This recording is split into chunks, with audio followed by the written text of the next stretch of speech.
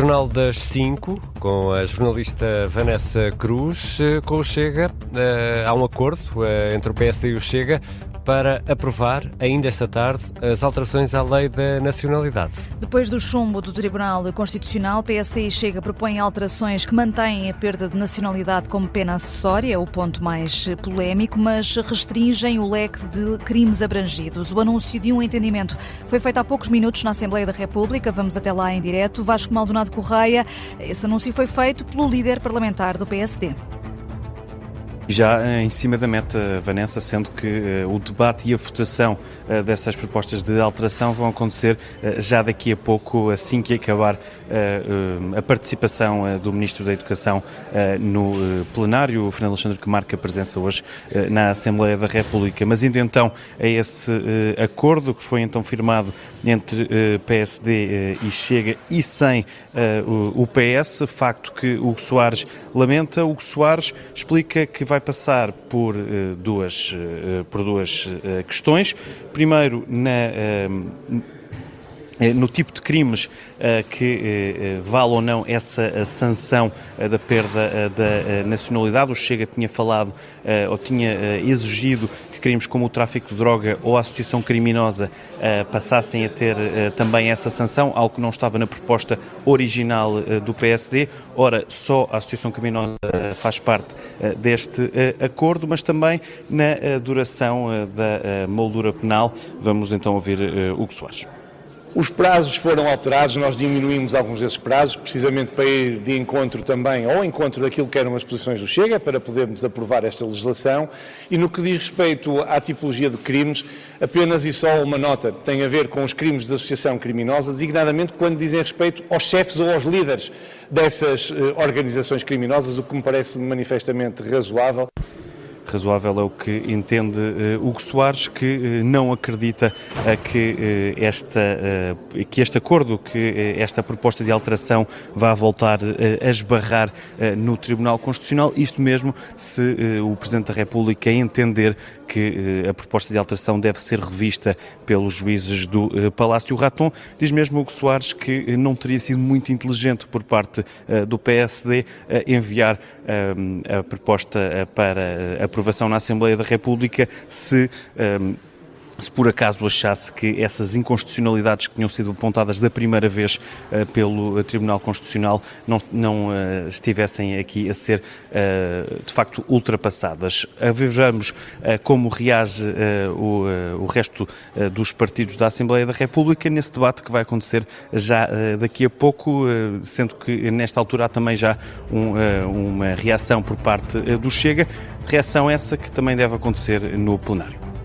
Vasco Maldonado Correia, em direto da Assembleia da República. Entretanto, mais ou menos ao mesmo tempo que o Hugo Soares falava, o Chega emitiu uma nota dando conta de que confirma esse acordo e diz que há cedências de ambas as partes. Daqui a pouco os deputados vão votar esta lei da nacionalidade. E ainda antes de ser anunciado e conhecido este acordo, o Bloco de Esquerda fez um pedido ao Presidente da República. Que pedido foi esse, Vanessa? Que use o poder de veto se estas alterações propostas e acordadas entre PSD e Chega forem avante, disso mesmo deu conta Fabián Figueiredo. Se a lei for inconstitucional, António José Seguro deve enviar o diploma para o Tribunal Constitucional. Mas, para além disso, também temos que fazer uma avaliação política que o Presidente da República também tem de fazer. Não há nenhuma razão para alterar a lei da nacionalidade. Todo este processo legislativo começou com uma mentira. Fabián Figueiredo refere-se ao número dos pedidos de nacionalidade, diz que o Governo inventou um problema, o voto do Bloco de Esquerda é contra, tal como o do PCP, com Paulo Raimundo a fazer uma acusação a PSD, Chega e CDS. Hoje está a ser negociado muita coisa por baixo do tapete em torno do presente e do futuro do país. Tribunal Constitucional, órgãos externos, lei da nacionalidade, pacote laboral, a segurança social, lei de bases da saúde.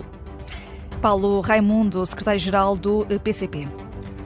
E a Iniciativa Liberal tem uma posição oposta, está ao lado do PSD, CDS e Chega nestas alterações à lei da nacionalidade. A Presidente dos Liberais, Mariana Leitão, elogia o Governo e espera que agora seja de vez. Não haja mais impedimentos, obviamente que tem de ser uma lei que garanta a proporcionalidade, garanta a justiça, garanta essas coisas todas, mas que parece-me que agora, perante este esforço que foi feito do Governo, que estaremos em condições de conseguir ter uma lei aprovada e que ela se torne uma realidade em breve. A confiança da Iniciativa Liberal é secundada pelo Ministro da Presidência. António Leitão Amaro admite que a lei torna mais exigente a atribuição de nacionalidade, mas lembra que o Tribunal Constitucional pediu alterações a linhas que o próprio Parlamento introduziu e acredita que depois dos ajustes está tudo encaminhado para que o assunto fique resolvido esta tarde. E fica essa notícia de que há acordo entre o PSD e o Chega para viabilizar estas alterações à lei da nacionalidade. Ainda antes deste anúncio, o PS mostrava alguma esperança de que seria possível apresentar uma lista conjunta para o Tribunal Constitucional e isto anda tudo ligado, não é, Vanessa? Sim, uma lista para designar os juízes que faltam e que são indicados pelo Parlamento, depois de ter sido acusado de birra pelo Chega e de ter também visto o PSD responsabilizar o Partido Socialista pelos sucessivos atrasos. O líder parlamentar do PS, Eurico Brilhante Dias, deixa agora esta nota. Eu estou esperançoso que entre hoje e amanhã que se consiga fazer isso naturalmente. Costuma-se dizer que até o lavado dos centros é vindima, continuamos a vindimar. Isso, uma lista conjunta para o Tribunal Constitucional.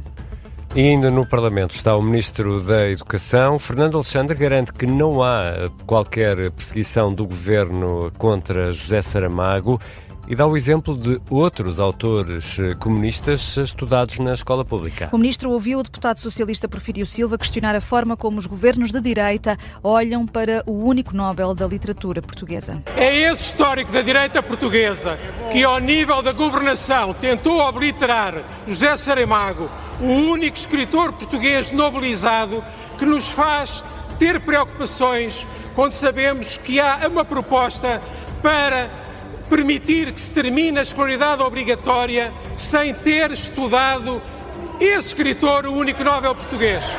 Porfírio Silva, do PS, pediu por isso uma garantia por parte do Ministro da Educação de que não há motivações ideológicas por trás da proposta que prevê que a leitura da obra de José Saramago deixe de ser obrigatória no 12º ano. É uma proposta que está agora em consulta pública. Fernando Alexandre responde com ironia. Eu acho que pode estar descansado. Veja que aquilo que é dado como opção numa avaliação que é exclusivamente técnica, é escolher entre um escritor que era militante do Partido Comunista e um outro escritor, Mário de Carvalho, que tanto quanto eu sei também é militante do Partido Comunista.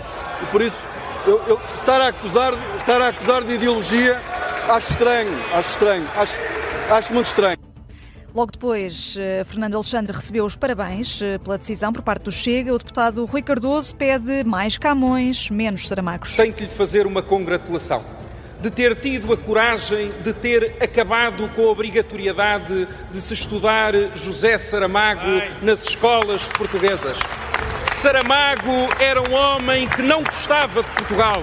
Saramago era um homem que apoiou ativamente regimes totalitários por todo o mundo. Saramago era um homem que atacou a nossa identidade e a nossa matriz cultural cristã.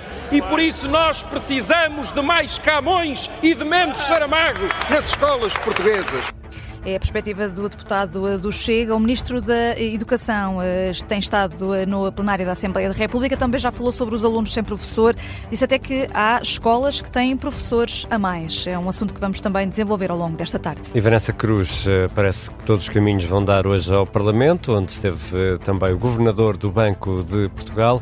Álvaro Santos Pereira admite que Mário Centeno beneficiou do que chama de condições generosas, e estou a citar, mas são, diz também o Governador, as mesmas condições que estão previstas no Fundo de Pensões. Tudo conforme as regras. Ouvido na Comissão de Orçamento e Finanças, a pedido do Chega, Álvaro Santos Pereira diz que Mário Centeno aceitou menos dinheiro do que teria direito. Esclarece ainda que este Fundo de Pensões foi extinto em 2009 e não era exclusivo do Banco de Portugal. O professor Mário Centeno estava integrado num regime muito generoso que beneficiaram todos os trabalhadores bancários que entraram na profissão até 2009. Isto não era um regime do Banco de Portugal, era um regime de toda a banca. e sem que um cêntimo de dinheiro dos contribuintes tenha sido aplicado no acordo. Aos deputados, Álvaro Santos Pereira esclareceu este processo da reforma de Mário Centeno, conta até como é que foi a primeira conversa com o antigo governador até se chegar a um acordo. Houve uma conversa no dia a seguir da minha tomada de posse, em que se pôs várias possibilidades, foi para a transição, foi falado se iria ficar ou não ficar no banco, se ele intencionasse sair, haveria certamente uma conversa que poderíamos ter. Ele disse, neste momento não é a altura de o fazer porque eu estou empenhado neste momento na minha candidatura, nos próximos meses na minha candidatura para a vice-presidência. Quando isso aconteceu, houve uma segunda conversa, em que o professor Mário Centeno disse, sim senhor, vamos falar e ver quais são as condições para ver se chegamos a um acordo. Só isso.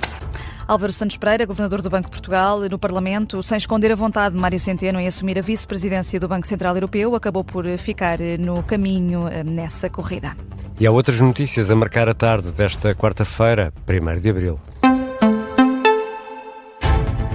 Com um alerta, a Ryanair aponta para o risco de falta de combustível na Europa se a guerra continuar. Para já, o CEO da companhia aérea não prevê o cancelamento de voos. Michael O'Leary alerta para que o conflito, se não terminar em breve, as consequências da aviação podem sentir-se já em maio e junho. Não prevemos quaisquer perturbações até ao início de maio, mas se a guerra continuar, corremos o risco de interrupções no abastecimento na Europa em maio e junho. Esperemos que a guerra termine antes disso e que o risco para o abastecimento seja eliminado.